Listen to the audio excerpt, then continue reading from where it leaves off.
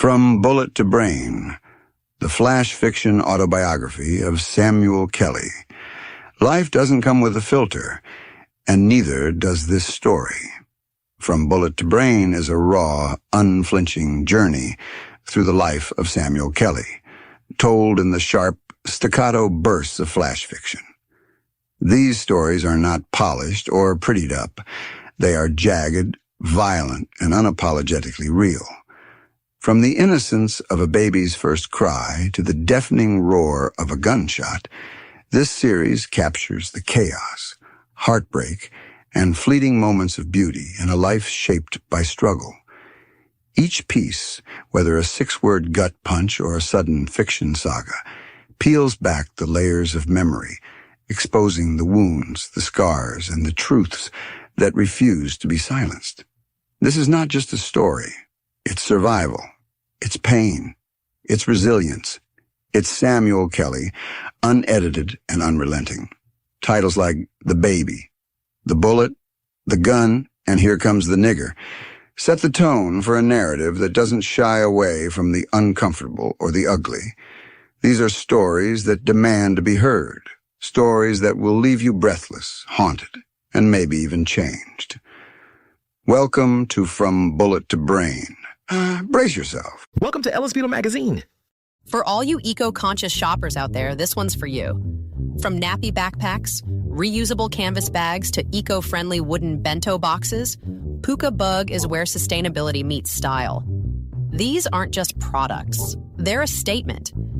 A way to live consciously without sacrificing creativity or functionality. Plus, have you seen their colorful clogs and matching kids' sweatshirts? They're perfect for everything from errands to adventures.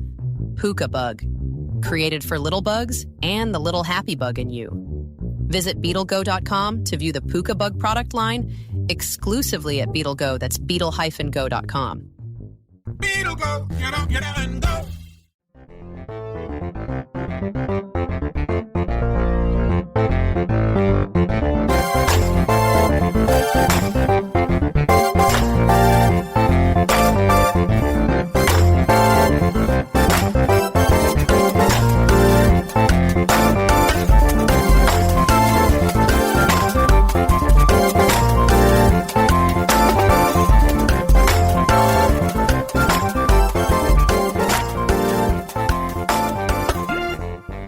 Welcome to the first edition of From Bullet to Brain, the podcast where we explore the hidden corners of our minds, our pasts, and the stories that shape us.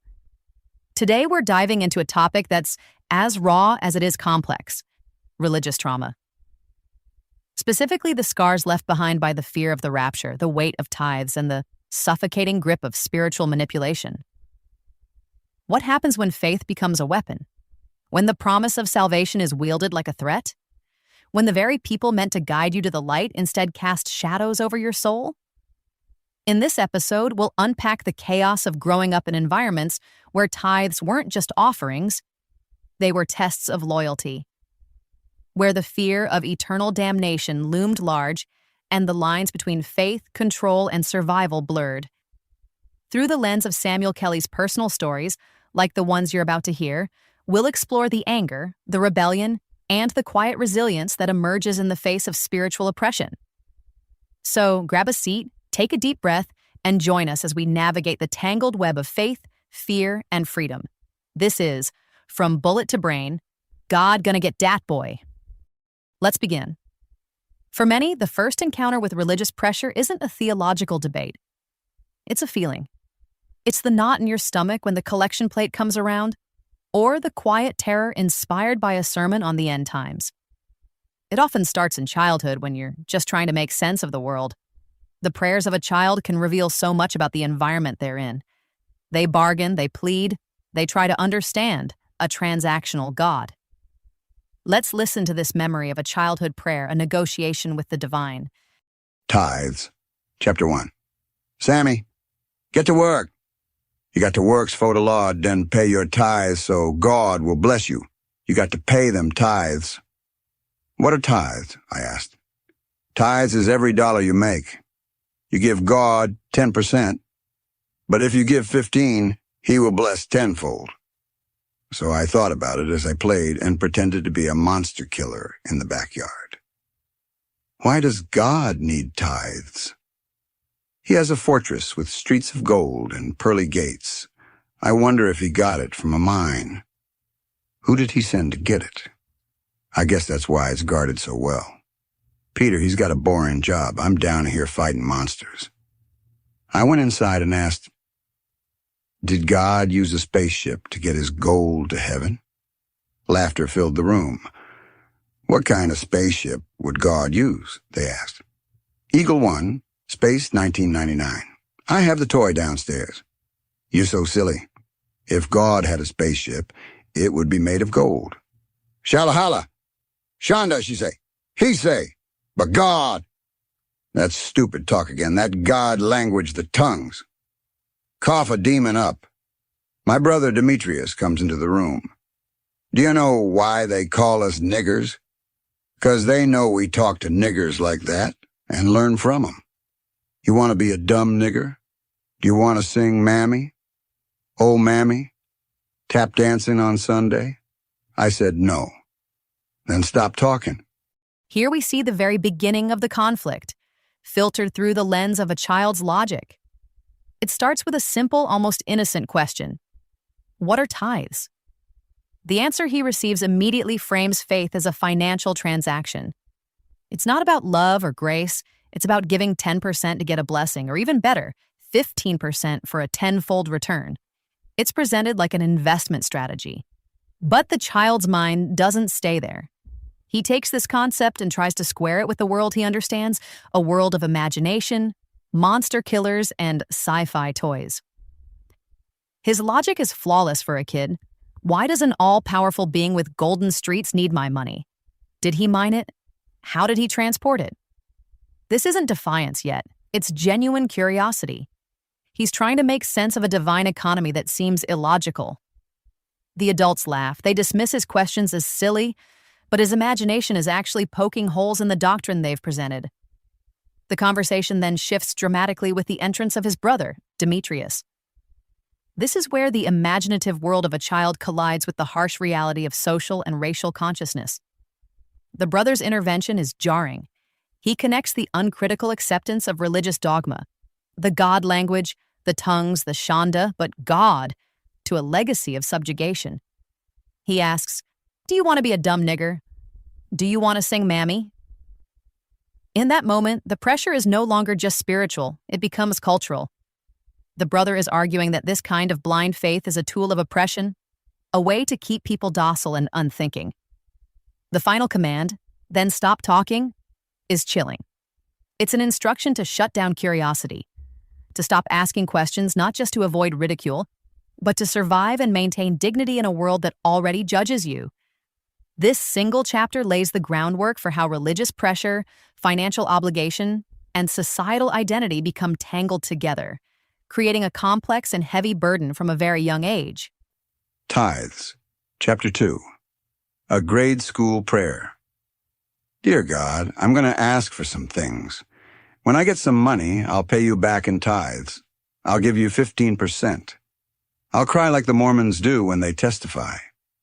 They have the cutest girls, oh God. Will you send me an Eagle 1, Space 1999, spaceship in gold? With all the God gas. Like Forever gas. And send the Green Woman from Star Trek and Mary Ann from Gilligan's Island. Make them my age so I can kiss them. If you can't give both, make Mary Ann green. You have all the money you need. I hate it here, God. Send a ship. Save me. I would ask to come to heaven, but it seems boring. And all these dumb niggas around me say they are going. I don't want to see them in forever heaven.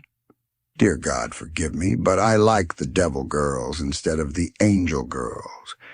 Did you know someone snuck into hell and drew pictures of devil girls, then snuck into heaven and made some pictures of angel girls, then came back and made cartoons of them?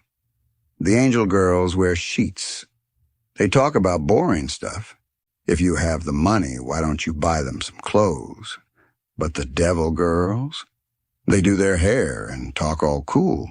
They wear clothes that make my stomach feel funny. I like it. I'll speak the tongues. Will that help? Shalahala. Should I ask Santa? Hey, God, will you come to show and tell with me? Since you love me, I'd like to show you off. Demetrius said there are a bunch of dumb dancing niggas around us. Coons. They say things like dis and dat. Dem dare. Can you help me with that ship? I'll ask to be a devil for Halloween, and maybe I can get a devil girlfriend. You would understand. You know all things. About the ship. I hate it here. Can you send someone to beat Bobby TT like he beats us? Shalahala. Shanda. Shama. Good God. Amen. Did you hear that? The bargaining. I'll give you 15% for a golden spaceship. The desperation. I hate it here. Send a ship. And the early signs of rebellion against a system that feels unjust and, frankly, boring. This isn't just a child's fantasy, it's a coping mechanism. It's an attempt to find a way out when heaven itself sounds like a trap. This prayer touches on two of the most powerful tools for control in high-demand religious groups: money and fear. Let's start with money, specifically the concept of the tithe. The word tithe means a tenth. In many churches, it's taught as a divine command. Give 10% of your income back to God, meaning the church, and you will be blessed. Fail to do so, and you are cursed. You are robbing God? For a child with no income or a family struggling to make ends meet, this concept is devastating. It creates a direct link between financial status and spiritual worth. We see this pressure build in the next piece. The focus shifts from a private prayer to a public shaming. The accuser is no longer an abstract God, but a very real person in the community. Tithes, chapter 5. Sammy, we done caught you now, boy. You ain't paid no tithes. I was astonished. Who, me? I didn't? Yeah, nigga, you didn't have an envelope. My mother is talking now. Don't say that word. Now I sat there and I began to decipher his logic. Bobby TT, the same maggot who lip-locked with other women while married to my mother, had an obsession. Every Sunday it was envelope. Envelope. Evil. Nigga. Vile. Egghead. Lame. Overhyped. Pariah. Embarrassing. It felt good when I thought about it. I was also glad, in the name of the Trinity, that I spent most of my time away from this environment. That filthy Bobby TT. I played nice when I was a child, stayed in a child's place. I wanted him dead. I thought a nice cinder block dropped from the roof on his head. I watched movies where the good guys killed the bad guys, and sometimes the bad guys won. The good guys wear black. But we got beat for that movie, too. But in the science fiction movies, the antagonist laid in wait. That was my plan. I'd just wait until I got bigger, smarter. I wouldn't drop the cinder, I would just swing it with my hands. It wouldn't be hard, fast, or fair. It would be mean.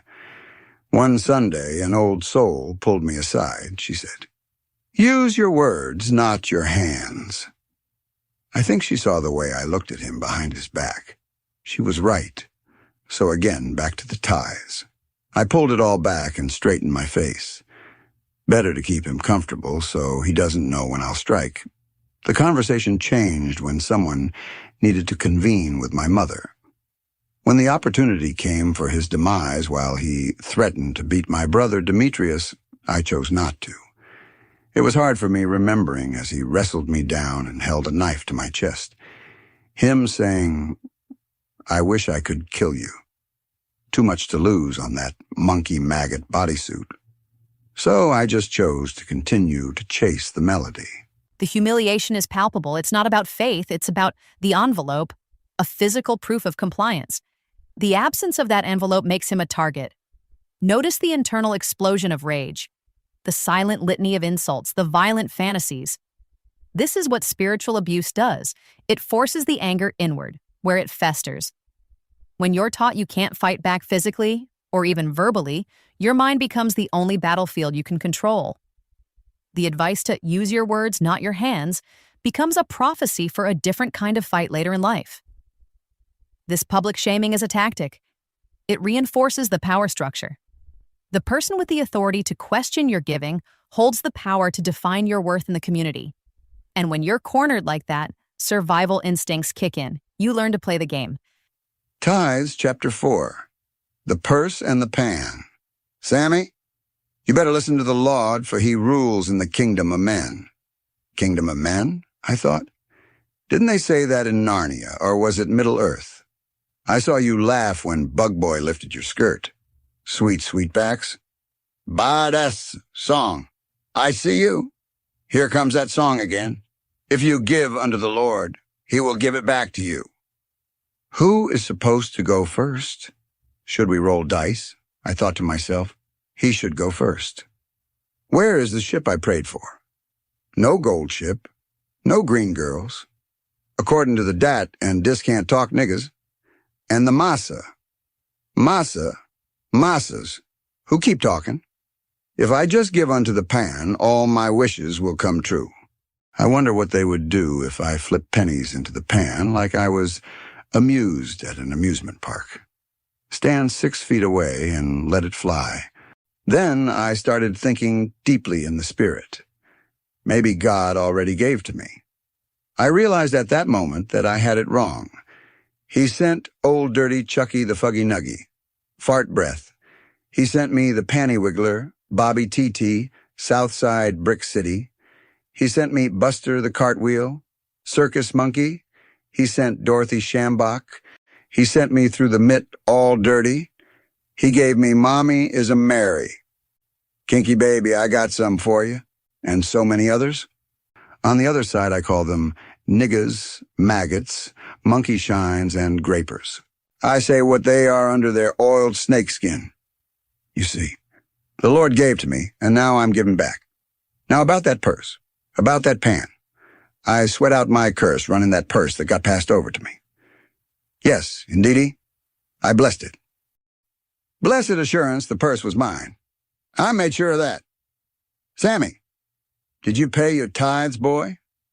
This was Bobby TT from Southside Brick City, Naptown, Indianapolis. Now don't get me wrong, there are some wonderful people there. But not this nigga. Oh, yes, I did, I said, with Holy Ghost glee. TT screamed. Check them envelopes. The question bellowed in the room. I'm thinking the buffoon is really crazy. If I just had a sweet cup of hydrofluoric acid to cool his face off. Lord, I pray. I'll trade the ship. See how the Lord works, I said. I put it in the envelope, then took it out. But rest assured my tithes was paid. How much? I was asked. I thought. My God, why won't you equip me? Just a half a cup of the acid. I gave it till it hurt, I yelled, and it hurt so good to give. Shala, Hala, Shanda, Shama. I wonder if the tongues mean more the more money you give.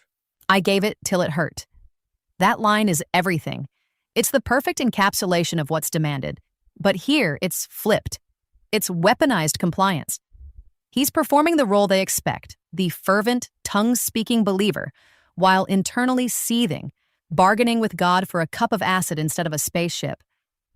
The holiness is a mask, the tongue's a smokescreen. The hurt isn't from financial sacrifice. It's the pain of enduring this spiritual violence. And the joy comes from outsmarting the oppressor at his own game. This is the resilience that grows in the dark. A sharp, cynical wit. A deep understanding of the system learned from the inside that allows you to survive it.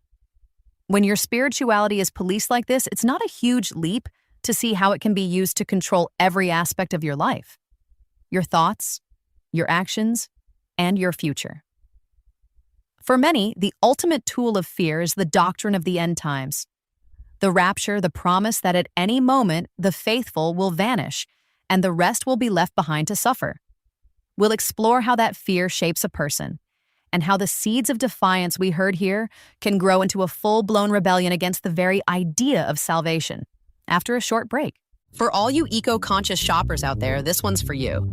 From nappy backpacks, reusable canvas bags to eco-friendly wooden bento boxes, Puka Bug is where sustainability meets style. These aren't just products. They're a statement. A way to live consciously without sacrificing creativity or functionality. Plus, have you seen their colorful clogs and matching kids' sweatshirts? They're perfect for everything from errands to adventures. Puka Bug, created for little bugs and the little happy bug in you. Visit BeetleGo.com to view the Puka Bug product line exclusively at BeetleGo. That's beetle-go.com. Beetle go, get up and go. Welcome back to Samuel Kelly's From Bullet to Brain God, GoNNa Get Dat Boy. Before the break, we were discussing the performance of piety, how someone can learn to play the part of a fervent believer to survive in a high-control religious environment. We saw how the pressure of tithing can lead to internal rebellion, where outward compliance masks inward defiance. This pressure doesn't exist in a vacuum. It's often paired with a much larger, more existential fear: the terror of being left behind. For many, the doctrine of the rapture is the ultimate tool of control. It's the idea that at any moment, without warning, the true believers will be taken to heaven, and everyone else will be abandoned to face years of tribulation, torment, and apocalypse. Growing up with this belief is a unique form of psychological conditioning. Every thunderstorm, every news report of a war or earthquake, every unexplained absence can trigger a jolt of panic. Did it happen? Was I not good enough? Am I alone? This fear is designed to keep you in line. It's a constant low-grade hum of anxiety that makes you police your own thoughts and behaviors. The message is clear: any deviation, any doubt, any sin could cost you your salvation. When this level of fear is combined with the constant judgment of your community, especially from figures of authority, it can lead to a breaking point. The internal rebellion we talked about earlier starts to find an outlet. It's a rebellion not just against the rules, but against the arbiters of those rules. The judgment they cast upon you, "you are cursed," becomes a label you either internalize or reclaim as a form of power. Tithes, the old people said. Pay your tithes so God can bless you. Sammy, that's why you cursed. That's okay, I thought. I gave the hand of God to your daughter last week in the basement. I gave her a blessing. She didn't pay her tithes either. I saw her purse open, and it opened like the pan. Pay your tithes so God can bless you. Sammy, that's why you cursed. And I thought I didn't get paid for any of this. I have nothing to give. But tonight, when I get bored, I'll play with them tits. She liked it, and so did I. I played my bass, and she sang the verse. And because you said I was cursed, I played all in that purse. See? That's what you get for being a prophet. There is so much happening in those few lines. The accusation, "that's why you cursed," is met not with shame, but with a secret. A secret act of connection and intimacy that directly defies the transactional nature of the faith he's been taught. The language is potent. He redefines what it means to be blessed. The offering pan from the church becomes a metaphor for shared human experience. The purse. He finds his own version of giving, his own verse and melody, not in a church service, but in a basement with a woman. He is taking the curse and turning it on its head. The final line, "that's what you get for being a prophet," is the ultimate checkmate. It's a direct challenge to the authority that condemned him, implying their judgment only brought about the very behavior it sought to prevent. This is rebellion as restoration. It's finding your own grace when the grace you've been offered feels conditional and cruel. It's a messy, complicated, and deeply human response to an inhuman amount of pressure. These stories are true and part of Samuel Kelly's story and represent a journey that thousands have walked. It's a path that often starts with the innocent questions of a child, moves through the simmering anger of a teenager, and culminates in a profound reevaluation of everything you were taught to believe. Healing from religious trauma isn't about destroying faith. For some, it's about finding a new one. For others, it's about learning to live with uncertainty and finding spirituality in the human, the tangible, and the personal.